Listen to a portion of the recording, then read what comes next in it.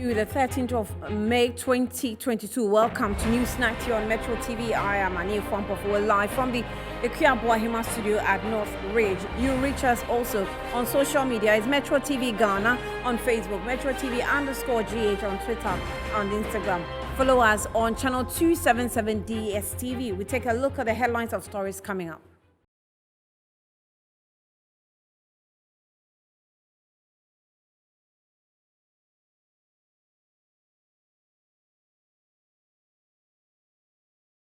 The Power Planning Technical Committee category refutes claims by NDC MP John Jinapoda Dumso is imminent, backing stance by Deputy Energy Minister Japamesa that there's no such risk. Indefinite strike by Senior Staff Association of University of Cape Coast looms as crunch meeting between leadership of association and university's management today ends inconclusively.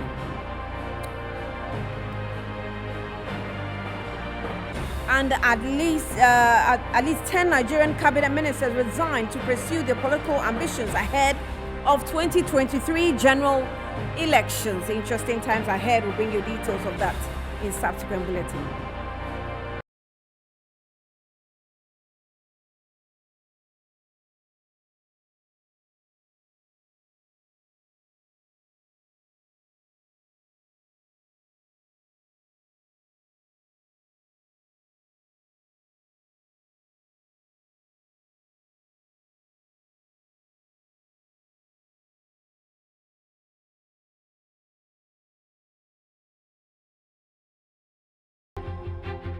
You're welcome back. Now, the details of the stories. Strike by Senior Staff Association of the University of Cape Coast looms as crunch meeting between leadership of the association and the university's management on Friday, May 13, 2022, ended inconclusively. Now, the meeting lasted several hours but could not make any determination. According to the meeting, is scheduled for Monday, 16th of May, 2022. Now, the intended strike action is also based on 15 factors, but with 3 being most important to the association, and it includes 1, the university's failure to implement some recommendations by the Ghana Tertiary Education Commission, 2, promotional issues, and 3, allowances. The impending strike action, which instituted with effect which will affect all departments of the university. Now, Sandy Kumi Sanitra, chairman of the SSAUCC, in an off-record conversation, told Metro News Central Regional Correspondent Akwesi Addo that the association will be able to decide on the fate of the strike action after Monday's meeting. So the association served a notice to embark on the strike action from Thursday, May 19, 2022.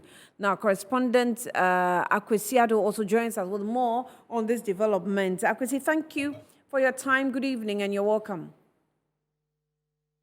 Hello, Akwesi Addo, can you hear me? Okay, good. I can hear you, Annie. Okay, good great. Evening. So you've been through the meeting with these lecturers, haven't you? Yes, please. Yeah, I'm asking if you've been through the meeting with these lecturers, haven't you? And what can you tell us? Yes, exactly, Annie. So the leadership of the SSA UCC met with the university management today. Let me say the meeting lasted for several hours because as at 9 a.m. this morning, the meeting had already begun. And as at around 2 p.m., the meeting was yet to come to a closure. But stakeholders who had the meeting described this meeting as just an introductory meeting that would give a fair idea to the university's management on the issues based on which the association would want to back their strike.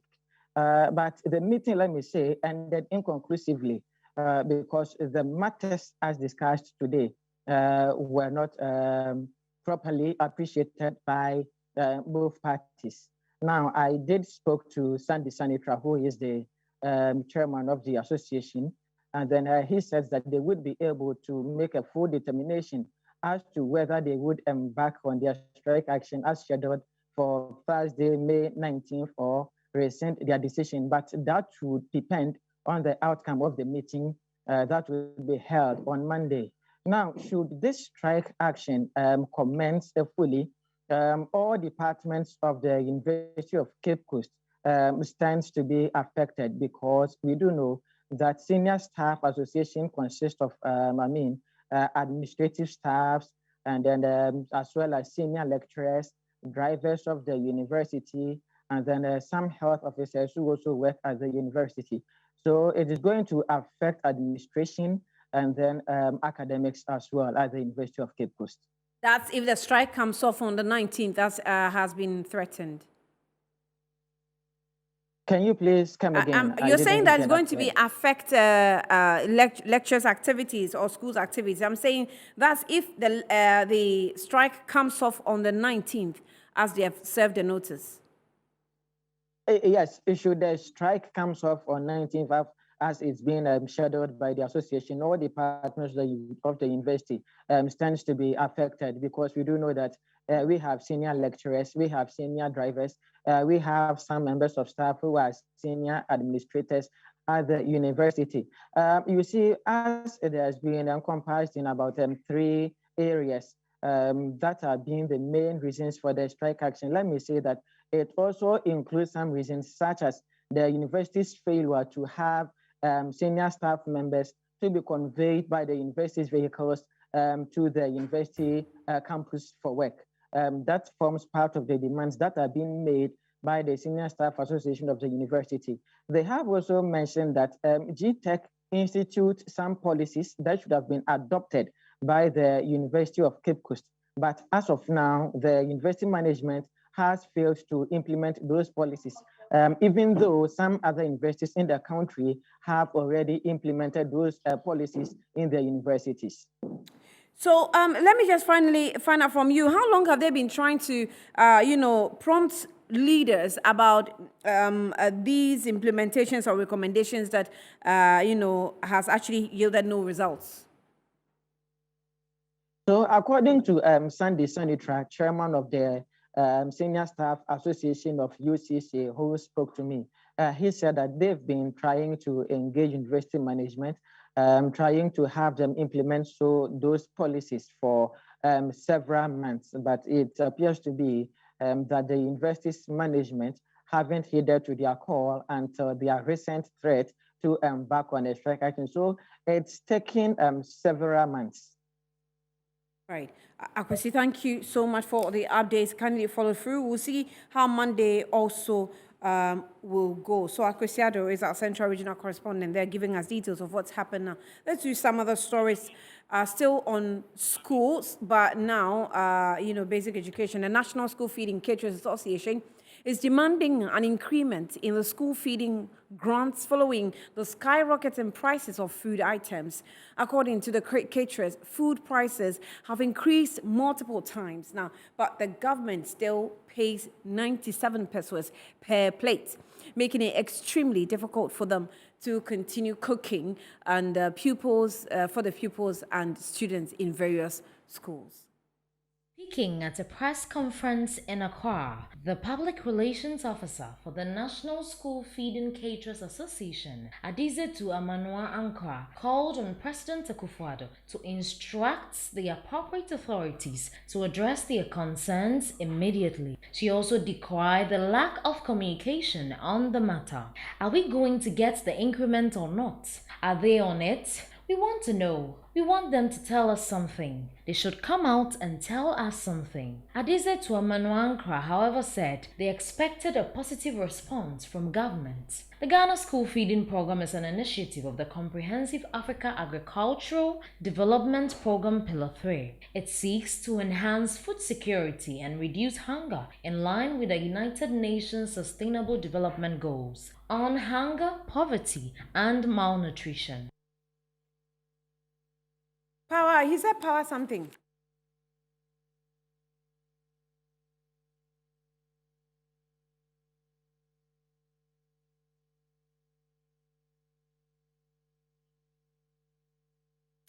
Now, the Power Planning Committee, Technical Committee, that's a PPTC, the body responsible for the drafting of the 2022 Electricity Supply Plan, has stated that contrary to the claims by NDC MP Honorable John Jinapor and Ranking Member of Parliamentary Mines and Energy Committee, the Dumsor is imminent. There is no such risk. The PPTC, set up by the Energy Minister to, among others, develop planning reports for Ghana's power system, made this point in a statement issued on Friday, 13th May 2022, and signed by its chairman, Engineer Frank Ochre, in reaction to an earlier claim by Honorable Jinapor on 9th May 2022 on the number of issues pertaining to the power sector. Specifically to Honorable Jinapor's claim that the existing generation capacities would not be adequate to serve the projected demand with 18% reserve margins for any of the planning years, on which basis he predicted the imminent return of Dumsor, the committee explained that according to the 2022 electricity plan, the country had a total installed generation capacity of 5,265.1 megawatts, with dependable capacity standing at 4,706, with a projected annual peak demand going up to 4,793 megawatts in 2026. The committee stated that it is obvious that both the installed capacity and dependable capacity are in excess of peak demand and therefore cannot be imminent Dumsor as was portrayed. Explaining further, the committee states that Dumsor only occurs when the actual demand is higher than what the system is able to generate, and clarifies that the additional demand recommended in its report is only required to provide an extra capacity to serve as reserve. The committee further clarifies that in recommending further generation capacity between 2023 and 2027, a total of 822 megawatts, this only refers to a sensitivity analysis on capacity requirement in the event that the Bui Hydro plant is able to run only on 2 units instead of 3 during the peak period. The situation is rare and was analyzed only as sensitivity scenario in the unlikely event of such a situation, the statement said. On the claim by Honorable Jinapor that the report negates the argument of Ghana having excess gas leading to capacity payment, the statement rebuts that with a claim that the recommendation of the Electricity Plan 2022 for arrangements to increase gas supply did not imply procuring new gas facilities. Rather, the statement said it was only alerting that demand is growing and therefore there was the need to make arrangements to increase volumes of gas supplied from the existing gas facilities. In conclusion, the statement reiterates that there is no imminent Dumsor as has been alleged, and further that there is capacity available to increase gas supply for extra generation in Ghana. Accordingly, the issues quoted cannot be cited to discredit the assertion of excess capacity on Ghana power system. We're hoping to raise experts on this development and see some more details about what has been said by the Energy Ministry. Now, the Chief Executive Officer of Consumer Protection Agency, Kofi Kapinto, has come to the defense of Mawako fast food, describing as unfair people's comments to the effect that it hits and headlines only for bad reasons, stressing it may not entirely be blamed. Kofi Kapinto, together with a nutritionist, Mavis Amwako, both spoke to Metro News on the way forward following the reports of suspected food poisoning at Mawako restaurant in East Legon, in which many customers have been ill. Social media was full with reports of people who have been hospitalized at various hospitals in Accra after consuming food from Mawako's East Legon branch last Saturday. Some of its customers believed to have suffered from food poisoning after consuming the food prompted the Food and Drugs Authority to shut down the East Legon branch of Mawako restaurant. Speaking on food safety, the nutritionist at the Medina Polyclinic, Mavis Amwako, said the manner in which food is handled can lead to food poisoning, hence the need to treat food properly. There are many things that could poison our food, but the most common ones are contamination by pathogenic bacteria, viruses, or parasites. And also toxins, that is chemical substances, can also contaminate our food. The way we handle food can lead to food poisoning. So we have to treat food properly during the preparation and also during storage time. And hygiene practices play a key role in doing this. And we should also separate foods from each other, like raw meat from vegetables and raw foods from food that are already prepared and ready to eat. We should also cook food very well at the right temperatures so that some of these organisms, if they are in the food, they can be killed. She further urged owners of commercial restaurants to ensure proper supervision of staffs during food preparation. They should make sure their workers are trained, and also the owners should not leave the workers unsupervised, because if you leave human beings without supervision, they can do whatever they want. But if they are being supervised to make sure they are doing the right thing, they are doing all the cleaning aspects, they are the chopping boards, they are using the cooking utensils, they are washing them very well, and the food they are storing it at the right temperatures, I'm sure they would not have food poisoning problems. Meanwhile, the Food and Drugs Authority, in collaboration with the Ayawaso West Municipal Assembly, has suspended all activities of Mawako's Abelempe branch, East Legon branch, as well as shut down the La branch of the restaurant as part of the ongoing investigations into the alleged food poisoning incidents. The Chief Executive Officer of Consumer Protection Agency, Kofi Kapito, on the other hand, has commended the move by the FDA and described as unfair people's comments of Mawako restaurants being the news for only bad reasons. This is something that probably is not even their fault. Maybe their suppliers can be held accountable. So I don't think it's fair for us to say that they are notorious and anytime they come in the news, it's not for a positive thing. I'm sure they have some positive news to report. I mean, they've been in business for a while, and people actually go there and enjoy their food. So let's just be patient and see the outcome of the investigation by the FDA. The FDA is doing the right thing, so we should all support the FDA for them to do the right thing. At least food safety is very, very important. Anything that goes into your body, you should be aware of what you're putting in there. In this case, I will not blame the consumers not being responsible, because you go to Mawako expecting to get quality of food. You don't expect to be affected by anything. So to me, it's not just the FDA, even the individuals themselves who have been affected, they can also go and look at other independent source of people to do investigations on their behalf. Now, following reports of food poisoning from Mawako restaurant, the restaurant has been trending on Twitter following several complaints. And Ghana's Food and Drugs Authority has said it has launched investigations into the incident. However, it could be of some of the legal opportunities that could be explored by persons who have been affected. Joining us to deliberate on this is private legal petitioner Justice Abdullahi to help us understand, how victims can explore the legal opportunities. Justice, you're welcome. Good evening. Welcome to Newsnight. Thank you so much. Good evening. I believe you're doing good. All right. So I'm good, and I hope you're well as well. So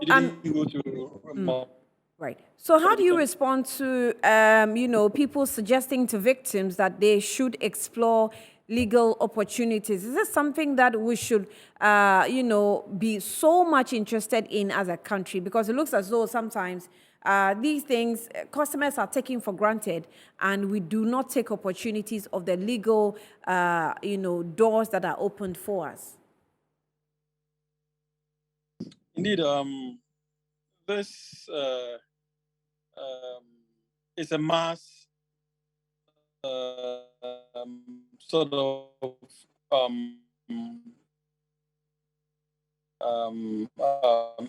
incident, and I can understand any to take any legal. Justice, if you can kindly position as a result of the food poisoning incident, and the law is very clear on that. Kindly Sorry, reposition yourself. Is it okay? I think so. I was losing you earlier. So can you take what you said? Can you take it again? Yes, I was saying that it is indeed as part of our legal regime, right, for anyone who has been victimized as a result of this incident to take action for compensation, among other things.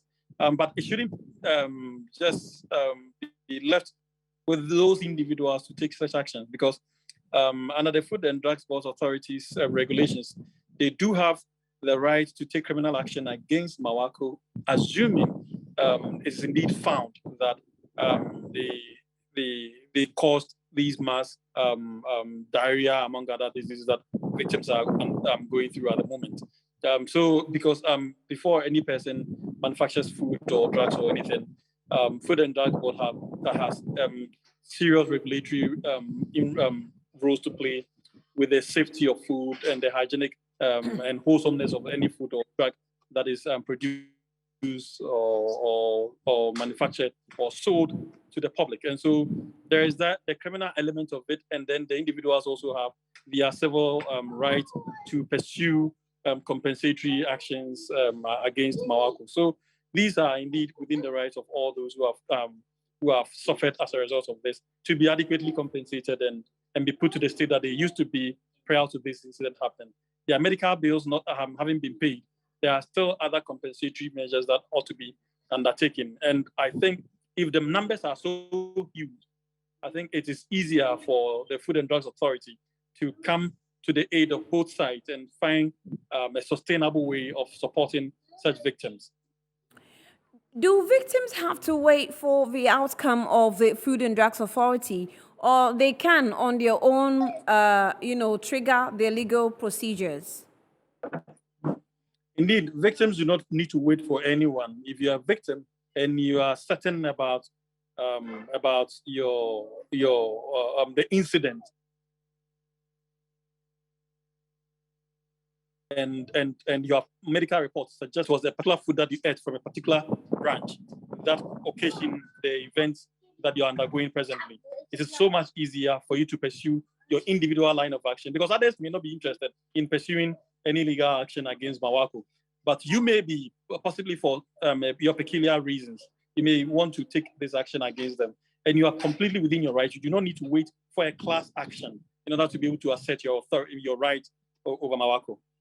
Again, without necessarily waiting for Mawako, should you decide, waiting for the FDA, should you decide to wait for the FDA and its report comes out and you doubt it, you can still challenge that report of the FDA while you pursue your own personal case against Mawako, no? As a matter of fact, you have no victim is required to wait for FDA for any reason.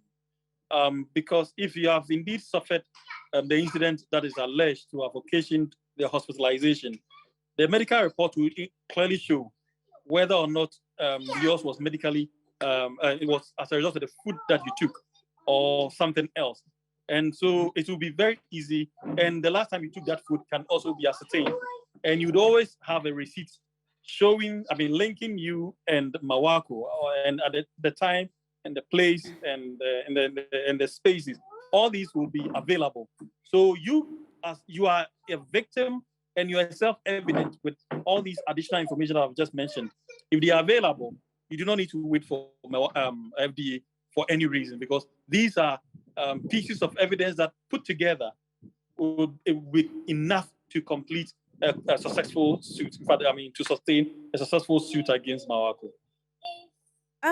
Justice, what does this tell us? Does it tell us that, most of the times customers have been taken for granted and we do not take advantage of the legal opportunities, we have?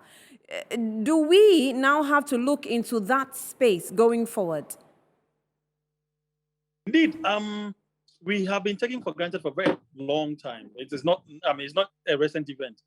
We've had series of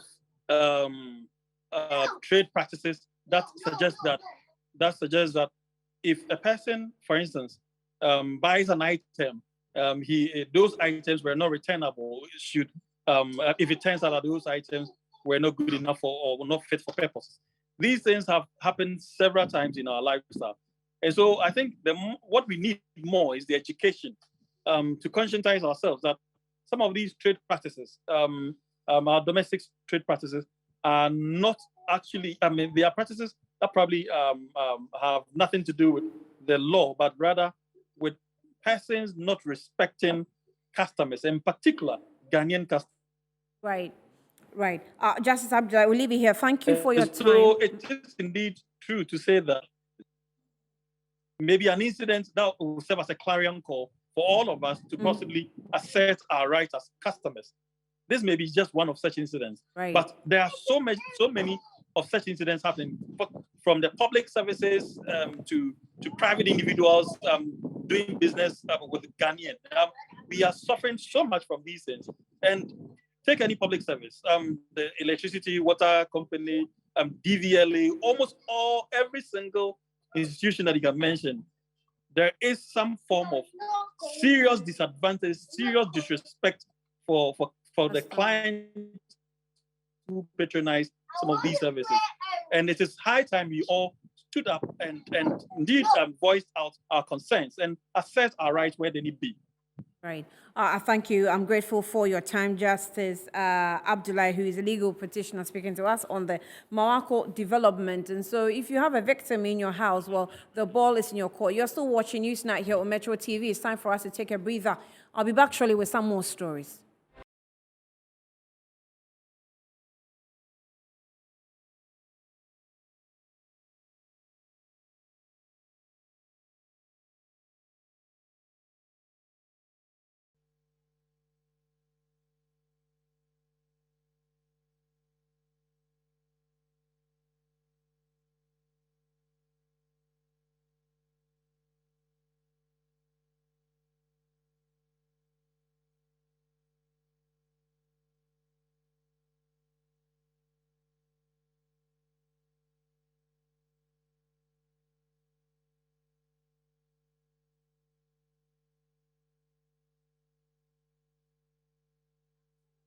The Eastern Regional Capital, Koforidua, have grinded to a halt as burial rites begin for the statesman and traditional ruler. The New Jabin traditional area, which constitutes the regional capital, is in deep sorrow as the death of the paramount chief and queen mother, Dasibre Professor Emeritus Oti Boateng and Nana Yaa Dani II, threw the region into a state of shock. The chief of Jumapo, Obrimpong Kwame Opong Owusu III, who doubles as the Jasehene of the New Jabin Traditional Council, gives the roadmap to the Dotiye or burial rites. One will always learn something new when sermon before Dasibre Oti Boateng. On Saturday, a filing pass will start and President Akufo-Addo is expected to be the first dignitary to commiserate with the chairman of the Council of State, Nana Otuo Serebo. The Adonting Hima of the New Jabin Traditional Council and Oyoko Hima Obapenyi Akuma Sewa Bonsu II expressed the gravity of sorrow that has befallen the Jabin state.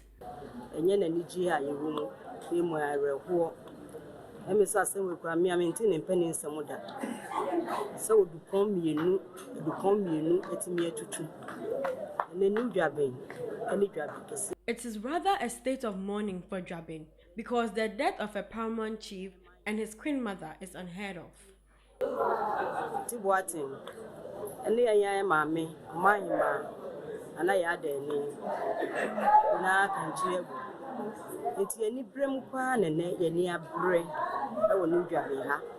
Dignitaries from all walks of life are expected at the 3-day burial rites for the former government statistician, former member of Council of State, former chairman of the UN Statistical Commission, and one of the framers of the 1992 Constitution of Ghana. Seth Kwame Champong is the Eastern Regional Minister, and he says a befitting burial is being organized for the departed statesman. It is our prayer that as we represent His Excellency the President of the Republic in the region, we do everything which is befitting the status of the statesman and royal. For us in government, we know his worth, and we are contributing our widow's mites in ensuring that we give him a befitting farewell.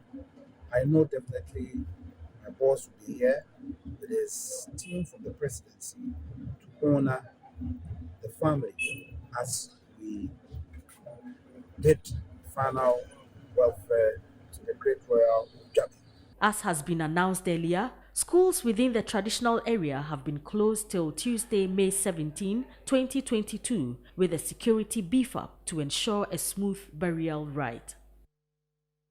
That's a story to the President of the Republic of Ghana, Nana Addo Dankwa Akufo-Addo, who will be expected at the burial rites of the former government statistician and one of the framers of Ghana's 1992 Constitution, the paramount chief of the New Jabin traditional area, Dasibre Professor Emeritus Oti Boateng, and Queen Mother for the area, Nanaya Dani II. The Eastern Regional Minister, Seth Kwame Achampong, made this known in the interaction with the media.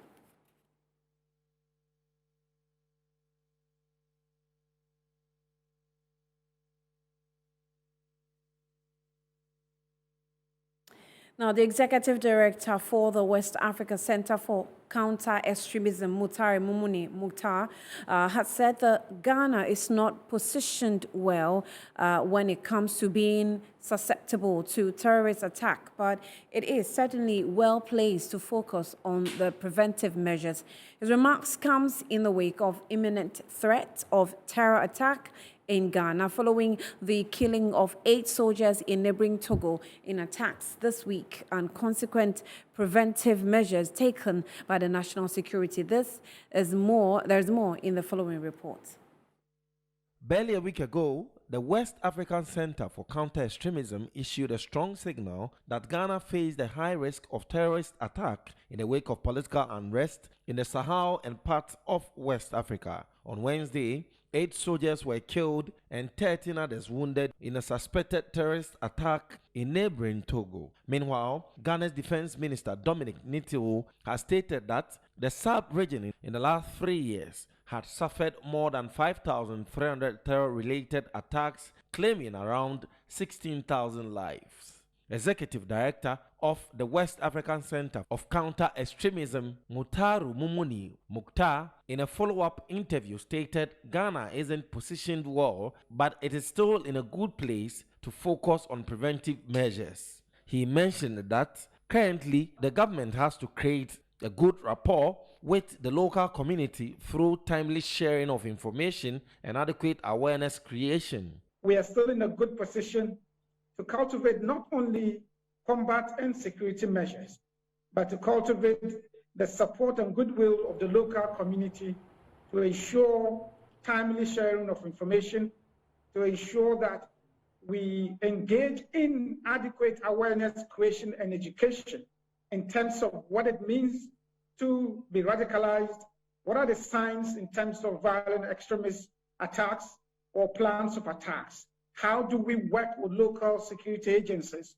to ensure that we prevent attacks, to ensure that we build resilience against violent extremism on our soil? He also added that terrorists do not need provocations to attack, hence the need for proper preparation of preventive measures. Ghana is still part of the target of extremist groups, and in fact, it is their ambition to ensure that they go through completely, involving the coastal states. And that is what is being done now. It is working according to their plan. We don't have to necessarily directly provoke extremists to be part of their target. And so what we have to do is to put enough measures in place. And I keep repeating that we need the local communities support. You're still watching News Night on Metro TV. We'll take another breather. We'll be back shortly.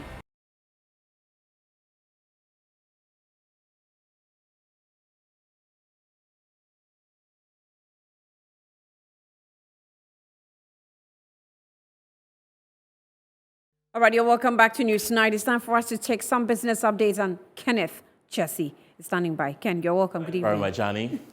Up next is business.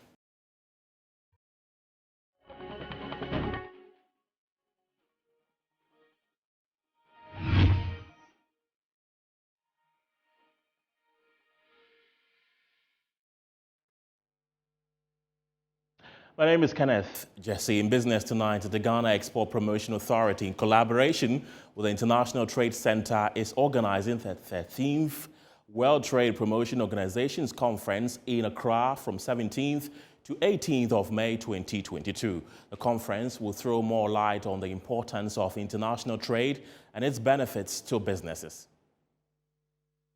Trade Promotion Organizations Conference is organized every 2 years. The conference seeks to promote international trading activities that drives socio-economic recovery that is inclusive and sustainable. This year's conference will be held at the Labadi Beach Hotel under the theme Bold Solutions for Resilience and Recovery.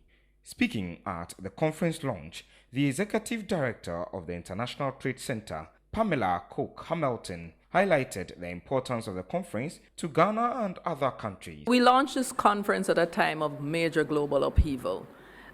It's not business as usual, it cannot be. We are in a situation where there are rising inflation rates, the fuel costs are insurmountable, the disruptions, of course, as I said, in the supply chains, the pandemic recovery, and also, the fact that there's a huge mental block in terms of how countries see themselves and where they want to go. Because trade promotion organizations are one of the single most critical institutional elements that any country will have, and a successful one speaks to the success of a nation. Addressing the media, the Chief Executive Officer of the Ghana Export Promotion Authority, Dr. Ifua Asabia Sari, revealed that Ghana's exportation of goods and services increased by 17% during the peak of COVID-19. Ghana fared very well. Other countries, as other countries were going down in exports, we rather went up by 17%, which has never happened in the history of this country before. So we are doing very well, and it is all due to the collaborative work that we do with other agencies and the International Trade Center. Pamela Cook Hamilton noted the importance of utilizing the free trade area available to African countries. The world is recalibrating, and as the world recalibrates, you'll see shifts in supply chains, you'll see shifts in value chains, and that is where the African Continental Free Trade Area is going to be an enormous opportunity as well for Africa to continue to build out its free trade and also its impact in the rest of the world. Away from that, Executive Secretary for Importers and Exporters Association of Ghana, Samson Awingobet, has blamed the current high cost of doing business in the country largely on Gutta for endorsing what he calls unwarranted and insensitive policies towards trading in the country. According to him, almost all the policies the government has introduced and implemented have received the blessings of Gutta. Let's get onto the phone lines and speak with the Executive Secretary of Importers and Exporters Association of Ghana, Asaki Samson Awingobet. Samson, thank you very much for joining me on the show. I want to find out how you arrived at the conclusion by blaming Gutta for the current economic woes and difficulty in doing business in the country. Thank you very much, and good evening to your cherished viewers all over the world. I must say, it's not about, you don't need to do a survey, you don't need to do a research to be able to come out and point out to what I'm saying to see whether you can make a proper judgment or not. The point is, Metro TV, you've been in this country not today, and you saw all what happened 8-7 years ago, and I make a yardstick. 8-7 years ago, a government was here to, and anytime the government introduced policies that the business community realized that it was in the detriment to the business community, we stood shoulder to shoulder, we stood on our ground, we joined. That was when we even formed what we call the first ever that we formed what we call Joint Business Consultative Forum, where it comprises the Ghana Union of Traders, Gutta, Importers and Exporters Association, Food and Beverages Association, Ghana Institute of Freight Forwarders, and other allied associations to fight the government at the time. And it was, we were in both public and private. And at the point, the Gutta president currently used to be, I remember vividly, used to be the national organizer of Gutta. Then we go to Okase, Okatomanso, and everywhere. We said they should close our shop. To the extent that even sometimes we get the foreign company like the malls to also join us by closing our shop just to register our pleasure, our displeasure to the government, and to let the government heed to our pleas. 7 years down the lane, 6 years down the lane, I must say, this government came 6, 7 years, we are almost in the 7th, and in the 7th year, we are in the May now, we have even read, if we were to June, I'll say half year of the 7th year. And we have had policies from abolish the Abosokai spare parts. When they come to implementation, the government then say Abosokai should come and tell them which is spare part, which is not spare part. And we had cost, even including you, the media, asking me that if the government abolished taxes, why do we people go to buy spare parts and the spare parts was still high? Okay. We saw the 3% flat rate that was reversed, where the European importers and exporters and wholesalers and distributors. And some of us stood to our ground and said, no, that was going to be in the treatment. We saw what the government bring cargo tracking note. Gutta and openly endorse it. We saw what happened at the what you call the benchmark values, the 20% reversal. We saw how Gutta leadership has been compromised for several years. And if you go to the market today, my brother, sales from January to now has reduced. Many business companies, organizations have annual sales or year to date, month by month sales has dropped by almost 40% or even more. Others, price of goods have gone up by 30%. If you go to the market, Okanse, Katamaso, Makola, Obosokai, Magazine, Edum, everybody. Okay. Those who bring goods from the port, those who clear goods at the port, have seen how your duty has moved from 31,000 to 68,000. I'm afraid we are running out of time. Thank you very much for speaking to us this evening. Samson Awingobet is the Executive Secretary of the Importers and Exporters Association of Ghana. That will be it for business. My name is Kenneth. Jesse, back to you, Annie, for the rest of the bulletin. Thank you so much for the updates there. Now let's cross over for sports after this break.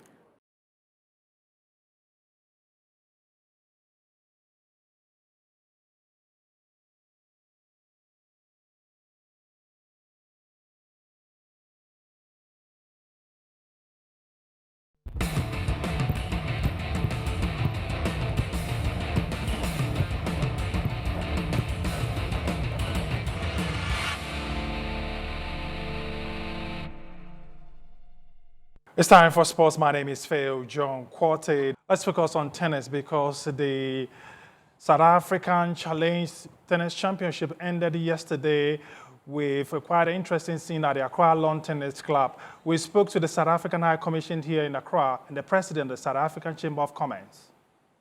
In this tournament, and it was quite a very, very, very tough competition. You could see the players as they were playing, and the president of the South Africa Chamber of Commerce, Mr. Grant Weber, also made it to the semi-finals. And to the winners, congratulations. They'd be an inspiration because they had touched my soul. And there's still more that we want to do to make it bigger. And as we conceptualized it with Grant, we will now sit down and we will also ask the communities that we've interacted to give us some feedback. We're very excited, of course. It's been a success. Let's not forget, there's a serious mission that we have. We're raising money to invest in girls through tennis.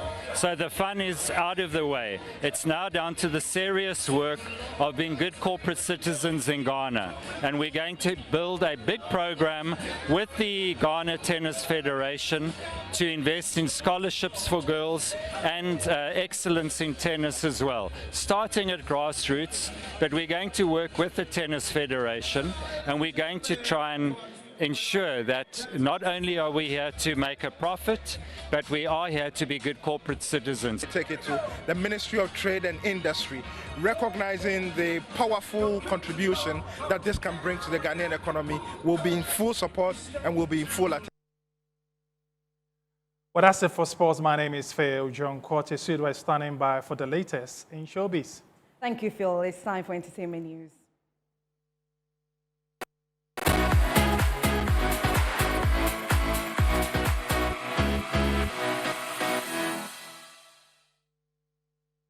My name is Asiodua Akumia.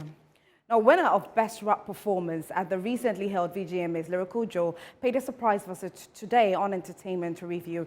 He had a lot to say about what defines him as an artist and also gave insights into how he merges writing songs that suit his fan from Ghana and beyond. not what defines me as an artist. It's a body of work people should know me for. When you say Lyrical Joe, that guy that's, you know, when you, yeah, it's a side body of work people should know me for. But what defines me as an artist is mostly the message that I want to put out in my music. When you go onto my YouTube page and everything, I don't have just Ghanaians coming for my stuff. I have people from like Cameroon, Sierra Leone, Uganda, and Kenya, those places. So anytime I'm doing a song, I'm torn between these people and Ghanaians. I want to make sure that everyone gets what they have to, but then you can't please everyone. So sometimes on some particular songs, I feel like, yeah, I know that I'm losing these people on this song. And then sometimes, so I know that I'm going in for global stuff. I would talk about broad things and just leave it for it to do it magic. I remember I had this back and forth with people from Sierra Leone. I went as far as talking about, no, that was Cameroon. I was talking about their government issues and this and that. And mostly Ghanaians didn't even know on the like at that moment that was going on. And some of them felt like, who is giving this guy this information, talking from somewhere else and everything. But that's just me, because I know that I want to reach that far. Probably even before I get onto the song, I need to read something. I need to learn about something, research. If I know that I've been based in Accra all these years and I want to talk about Kumasi, it means that I need to learn. I just don't need to go blank. I need to learn something about them before I go. Well, away from that, Yawa Asamoah of our entertainment desk has been speaking to the originator of the one-leg dance challenge, which has become popular all over social media, especially on TikTok, and as he shares the story about how it all began. Well, that's it for entertainment news. My name is Asiodua Akumia. Annie? Right, Asiodua, thank you so much for the updates in the entertainment world. Let's now go on to the international front.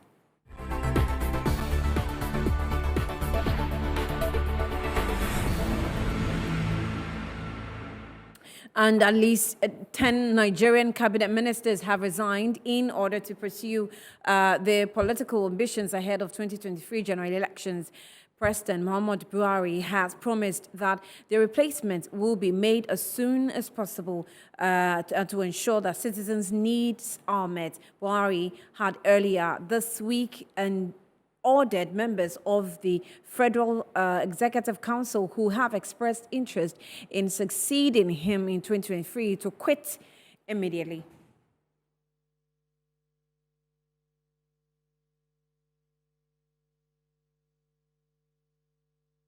And before we go, let's take a look at the headlines again. The Power Planning Technical Committee category refutes claim by NDC MP John Jinapor that Dumsor is imminent, backing stance by Deputy Energy Minister Japan Mesa that there is no such risk. Indefinite strike by Senior Staff Association of University of Cape Coast looms as crunch meeting between leadership of the association and the university's management today ends inconclusively.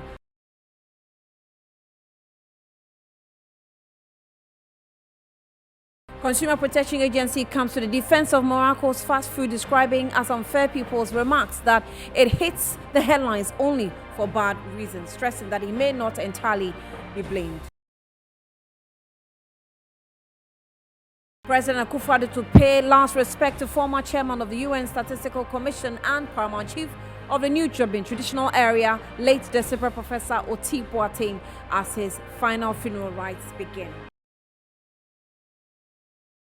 And at least 10 Nigerian cabinet ministers resigned to pursue their political ambitions ahead of the 2023 general elections.